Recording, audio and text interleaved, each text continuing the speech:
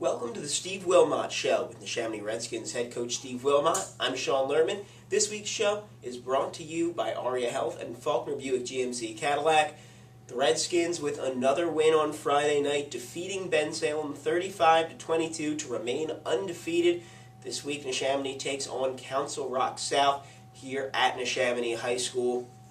Coach, I think for a while, the final score doesn't necessarily indicate it, but for a while, Friday's game was a pretty close one, probably a little closer than some people expected. So let's sort of break the game down as we talk about it into two halves. Let's start with that first half, the beginning of the game, when things weren't quite going your way. Kind of walk us through what was going on there. Well, I mean, in no way, shape, or form did we take Bensalem lightly. I mean, they have good players. And kind of what I feared could happen, did happen. You know, their fullback got ahead of steam, and their quarterback was making us miss. So, you know, those two things, I think maybe had a few guys on our defense rattle a little bit. And then we just kind of weren't performing our job at times.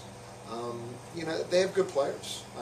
Defensively, you know, I mean, that's kind of how Bensalem's offense looked. You know, Bensalem's defense is good too. They have a lot of good players, and they bring a lot of pressure. And you know, some of the pressure was getting to us. And you know, their one defensive lineman, 51, Salim. He's a great player. You watch him on film, and you know, we were having trouble blocking him, but. I can't necessarily put it on our guys because he's a really good player. I mean, we were battling against him. But he was just making some plays. So, you know, Bensalem has a good team, and I said that a lot last week, and I still stand by it. You know, they're a good team.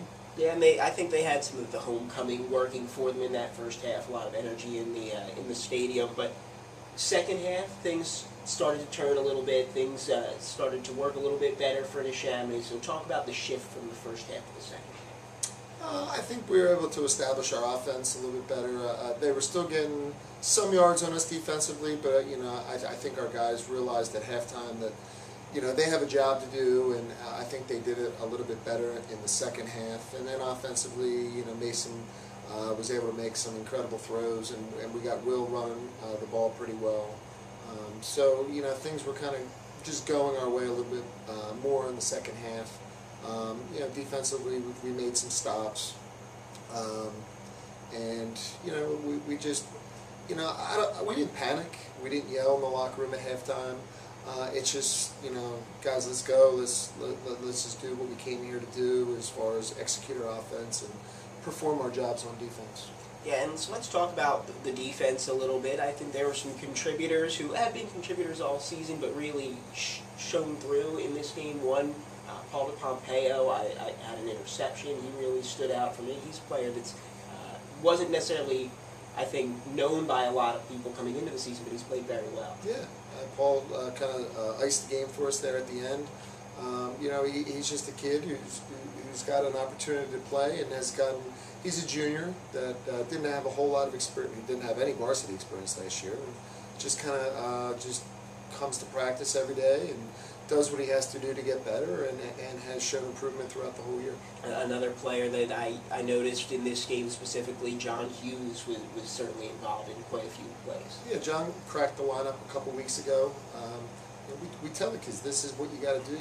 We give you a job in a specific week, and John, I guess he started playing 2 weeks ago, and he did his job well, and then before you know it, he's in the next game plan, and then before you know it, he's in the next game plan. So, he's like a perfect example of what to do if you want to play at Neshaminy, and that's just do your job, let the coaches trust in you that you can do your job. And then before you know it, he's out there, and he does his job well. He understands what his job is, and he just does it. The Neshaminy Redskins still undefeated on the season as they get set for a Friday night matchup here at Neshaminy High School against Council Rock South and the Golden Hawks. We'll go live at 6:45 with the Trentonian pregame show, and you can watch the game on WBCB1490.com or head on out to Sandy's Beef and Ale and watch it live on the big screen at Sandy's. We'll be back to preview that game after this. ER Express is the newest online reservation system for patients in Bucks County with non-life-threatening illnesses or conditions to reserve a time online to be treated at ARIA's Fast Care, Urgent Care, or emergency departments. ER Express streamlines evaluations so patients are treated more quickly, and best of all, it holds your reservation while you're in the comfort of your own home. Please remember, patients who experience major injuries and traumas should always go immediately to the emergency department. Reserve your spot online now with ER Express. Visit ariahealth.org/ER-Express. That's ariahealth.org/ER-Express. Sandy's Beef and Ale has been serving famous hand-carved roast beef sandwiches since 1967. Sandy's Beef and Ale is located in the Woodburn Square Shopping Center next to the Oxford Valley Mall. Stop in anytime for not only the roast beef sandwiches, but also the patty, the tailgater, and the Cuban. Family and friends have been coming to Sandy's Beef and Ale since 1967. 2028 Old Lincoln Highway, the home of the hand-carved sandwich. If you are looking for a new car, where do you go? Faulkner Auto Group at 4427 Street Road in Trevose is where to go. For the best deals in Bucks County for all of your new or pre-owned cars, trucks, or SUVs, go to Faulkner Auto Group. It is always Faulkner to be sure. You can also always go to www.faulknerautogroup.com. Just remember, this year it's Faulkner Auto Group for your new car or truck. 4427 Street Road in Trevose to be sure. Faulkner Auto Group, 215-364-7720. Faulkner Auto Group, a proud supporter of Neshaminy High School football. Welcome back to the Steve Wilmot Show with Neshaminy Redskins head coach Steve Wilmot. I'm Sean Lerman. Neshaminy is getting set to take on Council Rock South this Friday at 7 o'clock. Is kickoff here at Neshaminy. Pre-game show 6:45 p.m. on WBCB1490.com. Looking forward to this one. And Coach, the team remains undefeated on the season, going up against a Council Rock team that has struggled. So before we get into this week's game, let's talk a little bit about last season's game against Council Rock South. That one was a very close game, a tight one, and it came down to the wire.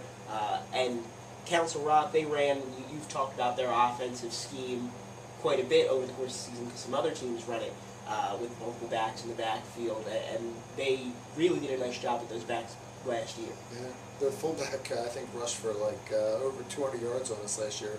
I think his name was Brandon Patterson. It was a battle last year.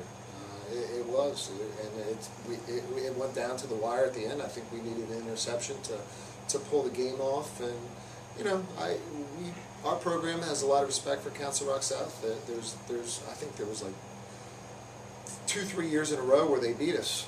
So anytime you go through a stretch 2-3 years where a program beats you, then you gain a lot of respect for that program, and we have respect for the Council Rock South program. Yeah, absolutely. So what does their offense look like? What's their sort of base offense? Similar to Ben Salem, but Ben Salem and Truman almost mirror type offense. Similar to but a couple different formations. Not as much shifting around as Ben Salem did, but they'll line up in the wishbone, and sometimes they line up in double tight wishbone, and sometimes they line up in double wide, but they like to stay in the wishbone a lot, and they kind of run the triple option type of thing where you got to stop the fullback first, and you have a quarterback responsibility from there, and then you have a pitch responsibility from there. So it's same flavor, just a little bit different with the formations and motions. It's definitely, as a broadcaster, my least favorite offense to call, because you really have to, looking from up in the press box, it can be tough to see who has the ball at times. So what about their defensive base set? Their defensive base set is very similar to ours, a 4-4 type defense. Zone in the back, but probably against us we're expecting to see a little bit of man. We kind of run the same similar offense as Penridge, and they ran some man-to-man against Penridge, so we're kind of expecting to see some man in the back also. So, 4-4, very similar to what we do. So when you see some man defense and they've got 3 defensive backs back there, that kind of gives the receivers, guys like Ole Manzik, Zach Treadway, an opportunity to just beat their guy. Yeah, I mean, that's what we do. When we see man, we'll take a shot. I don't think it's any secret that I'm saying that, but that's what you do. But we'll see. We just kind of want to establish our run game with Will, and let the offensive line get going, and then from there we'll let Mason throw the ball around a little bit, and just kind of just run our offense. We're not trying to do anything special. We're just, from week to week, my goal at the beginning of the year was just to kind of run our offense, and that's all I really want to do. Yeah, and something that I specifically noticed with Mike Garlick last week, and I've seen it all season though, is your receivers have done a great job of getting yards after the catch. Not just, okay, catch the ball and then I'm tackled immediately. And it seems like they've been really able to pick up those extra yards. Yeah, I mean, that's something that we stress. In practice, they're just not catching the ball and jogging from there. They catch and they run the ball 20, 25 yards downfield. It's something that you have to stress. You don't want kids. You don't want kids just thinking they can catch the ball and be happy with it. You want them to get as many yards as they possibly can, because you never know. Every yard, sometimes against Ben Salem, every yard was important. So you just got to you got to stress that in practice. Absolutely. Now, before we get going here, Coach, we're getting into mid-October. It's Halloween season, decorations starting to get up. Are you going to be dressing up this year? No. I've never really been a Halloween guy. Oh, really? No haunted houses, anything like that? Well, I mean, I guess my wife is, so we do Halloween, and I will walk around with my son, and I think my son's a mummy this year, but and we go to the pumpkin patch every year, but no haunted houses, no. I'm the same way. My girlfriend, she likes to dress up, do the whole thing, and I'd rather just... It's usually right around Pennsbury time, it's Halloween, so, you're right. kind of focusing on Pennsbury, so... I've never really been a Halloween type of guy myself. Okay. Do you have any memorable costumes from the past? I couldn't tell you any costume. Okay, all right. Okay. Couldn't tell you. All right, Coach. Well, thank you very much for your time this week. This has been the Steve Wilmot Show, presented by ARIA Health and Faulkner Buick GMC Cadillac. I'm Sean Lerman. This week, again, the Neshaminy Redskins taking on Council Rock South Friday, 6:45 here at Neshaminy. We'll go live on WBCB1490.com with the Trentonian pregame show. And you can watch every game this season at Sandy's Beef and Ale on the big screen TV. So until Friday, have a great week.